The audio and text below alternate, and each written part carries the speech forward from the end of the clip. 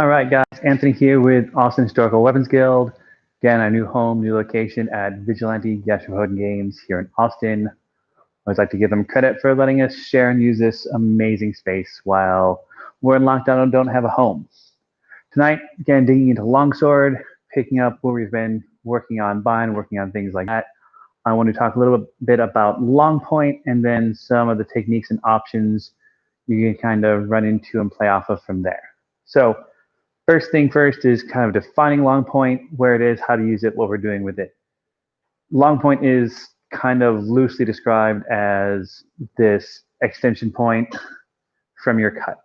You'll see a lot of people go into long point and really start to break these wrists, really stretching out, really thinking about, I want this sword to be as long as it possibly can to reach the other person, keep them far away.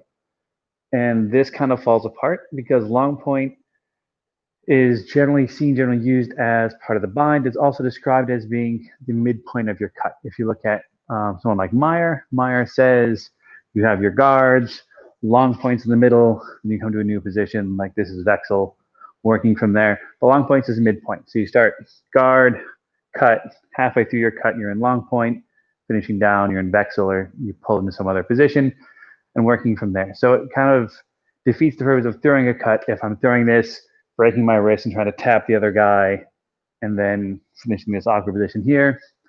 Keeping it as a structured, strong position out long like this is good. I don't even want these extra 5 or 6 inches. And honestly, if I'm trying to stab them, I'm better off doing that as I step and driving through the target that way. But really getting used to this point, that long point, we're not looking for this. We're not looking for that maximum extension, maximum reach. Instead, we're really trying to find that midpoint of our structure where our sword is, yes, it's as far forward as it can be, but as far forward as it can be in a structural sound position where I'm not breaking my wrists, giving up my shoulder structure, shoving things forward. I'm still in base, in stance, able to fight and move.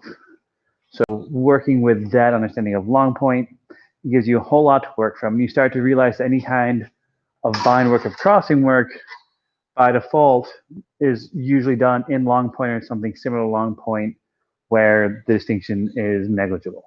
So really digging into the idea that I'm in long point, I'm in the bind, what am I working on, what am I going to do? Last video, we talked a little bit about mutating and dupliering, mutating or doubling your strike, your cut, your pressure, however you want to think about that. But this idea that I'm in the bind, how do I use the bind and work the bind to do something else, right? Whether I go there, whether I do this and work low. The other option is kind of leaving the bind. And this really, to me, plays into the heart of long point. You'll see a lot of fencers go out there like this. They'll engage in long point, using it as a static guard or provocation position and being able to change underneath and do fun and terrible things, and an opponent who swings at the sword. So first thing is, I guess, kind of addressing that idea that, yes, this is definitely something you can do. I won't say if it's good or bad. It's definitely useful against some opponents. It's definitely exploitable against other opponents. If you've read your manuscripts, you know that you can break long point with a shield how. And again, that's more than I want to dive into for the day. But I'm really going to start looking at how we can manipulate that bind presence from long point, and what are those things we can start doing and playing with to make that kind of work or feel a little bit better. So one of my favorite interpretations, favorite techniques is the change to the change under. And this is useful everywhere. And I know my interpretation of it is vastly different than what most people do. So I'll kind of give you both options to play with and figure out and kind of work from there. So first thing is a change through. So changing through is coming down and up and back to the other side. And the default option of this, you'll see a lot, comes from rapier and Olympic fencing, where I'm here, and this is always going to assume there's lots of pressure on my blade. If they're just staying static, you shouldn't do this because you get stabbed. Right, so with that out of the way, there's pressure, they're pushing my sword way off to my right, so I drop my sword and I come back up, and I have a free shot and thrust on the center because they're going to go careening off to the side. So it's down and up and through. kind of like that. And this is, I won't deny its utility. It's incredibly useful, incredibly effective. But I think there's a better option out there, which isn't to say this one doesn't work, which isn't to say that I'm right. Just there's multiple options and ways of doing that and moving into that. So instead of just the simple drop the sword, pick it back up, stab the other guy, if you've been following the rapier stuff, this is nothing but a cavazione, right? I drop, I come in. And just like with rapier, if you're doing this, you should be doing this and closing that distance and driving that tip in. One of the key notes of the dirk vexel, the change through, is that it is described as you then violently thrust into the other side to the other person, right? This isn't a like, oh, look, we're playing swords. This is cool. You gave me an opening. I'm going to take it. And there's not a lot of politeness involved in this. So it's just in and through. Very much like that. The way I like to do this is, I've been told, is more of a Zukin or a pulling motion, which we'll talk about in a little bit as well. But instead of dropping my sword, dropping even this, and picking this back up, I'm going to drop my point, but raise my handle, which does the same virtue of getting my point below their blade. If you notice, our blades are fairly parallel at the moment, and I can quickly thrust this through. The reason I like this better is that instead of assuming they're going crazy offline and dropping my whole weapon to do this, I keep everything protected, keep everything high. So if they do drive in, I've got my shield up, I can cover, I can move this line, I can thrust through arguably faster, but definitely no slower than I get from this. So just getting this habit of, instead of dropping everything, I drop the tip, raise the handle, lets me shoot in much easier, much more efficiently. Again, you can really start pulling this back a little bit more, which will get you a little bit faster, a little bit more explosion out of it. But no matter how you do that, how you change that angle, change that line, you have a much more compact motion, much more smooth and efficient motion than by doing this. And this is something I've been working on drilling into my own habits, right? I definitely learned to change through, you drop your sword, pick it back up and walk in, and really getting in that mindset of, I just drop the point, raise the handle, and now I can push in far more explosively, far more safely. As this moves, I can always come back over here, cover myself, covering those lines, working from there, and kind of that. So real quick, same things, facing the camera. Hopefully you can see, so the kind of static or traditional, I don't know, you can see the sword, kind of traditional change through that we see a lot of is just drop the tip, bring it back up. Comes out of rapier, you want to just kind of do this, right? If I'm a rapier, I'll drop down, come back up. Different weapons, different game, same basic motion, right? But this entire time, I'm dropping my tip out of line. I'm way too close to doing that safely. Arguably, you should only do it when there's lots of pressure on your sword, so it probably doesn't matter. Neither here nor there. The way I like to do it now is I'll drop the tip a little bit, bring the sword handle up, pommel up, which lets me keep everything in front of myself and still push through, push out. So that is the change through from the bind, from long point. And it's very effective if someone is cutting at your blade, right? If instead of a static target, they're coming through, cutting at my long point, trying to drive in, I can just drop this through and push this out. This also highlights even better why a Shilahao will tear this apart. But again, another video, another time. The way I came to this understanding interpretation of it is a change through from a cut. And this is an instance where my opponent here, instead of cutting at me, is cutting at my sword. So if I want to change through against a cut, which is something we see and is talked about a lot, it comes again in the Shilahao. Notice the trend here, apparently. This is something that you should be able to do as a competent fencer, that you should be able to change through your cut in the moment, and if you realize your opponent is cutting at your sword. So I can do this if I'm here, my opponent's cutting at me, and I'm cutting at them. we get this nice cross. This is coming in towards my face, towards my chest.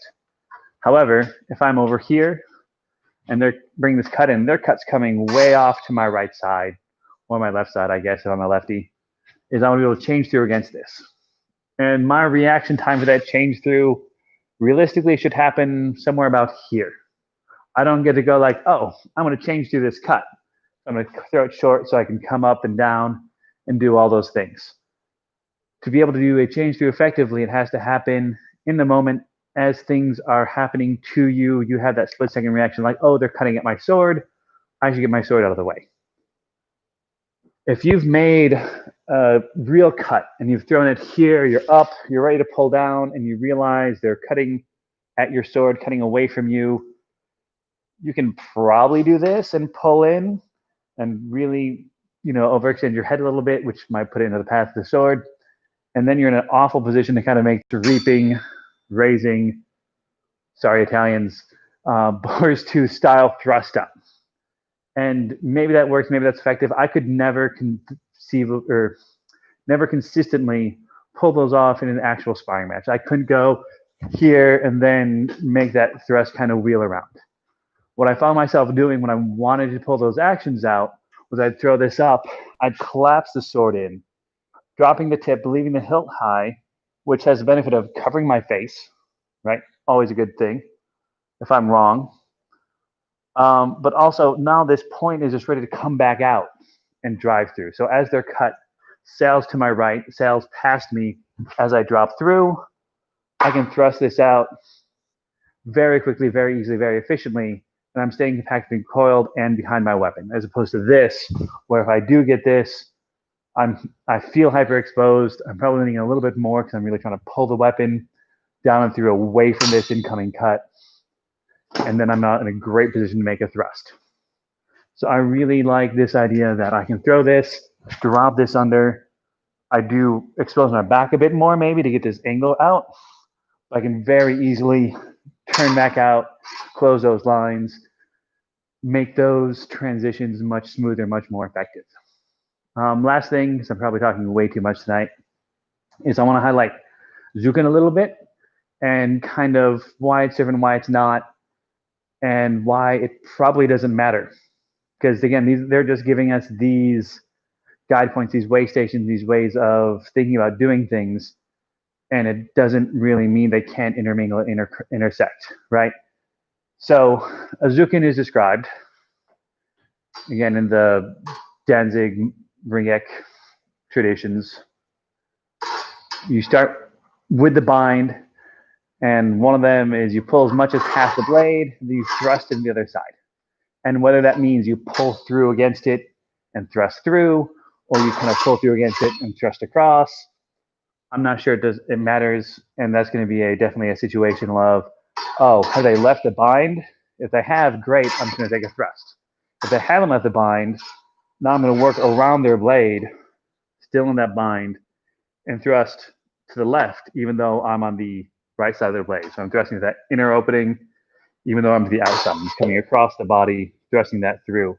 And I'm getting this leverage by kind of displacing and pulling their blade as I move it around.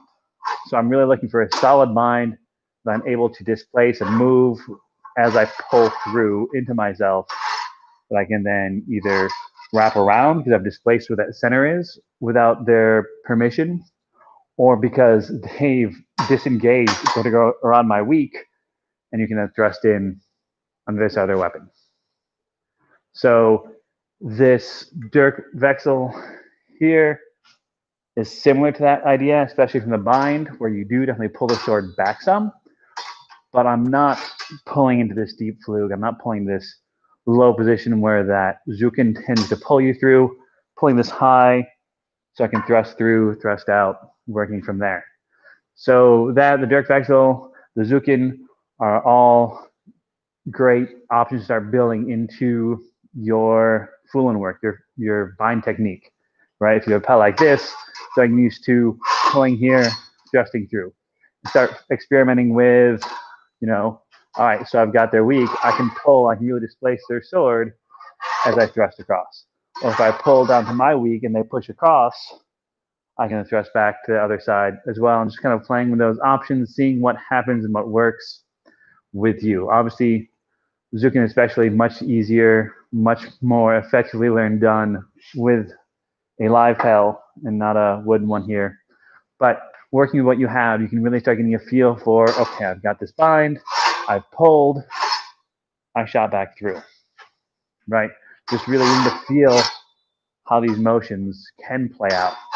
So you can then take back to your live work, your live sparring, and drilling from there. So again, just working off long point and the bind, a couple other options and things that tend to show up and that are more fun to play with, and we can start using them in other parts of your practice, other parts of your work. So as always, guys, any questions, any comments, any complaints, comment below, send me an email, reach out on Facebook, anything like that. Otherwise, I hope everyone has a great weekend. We'll be back on Monday night for more Leg Knitzer.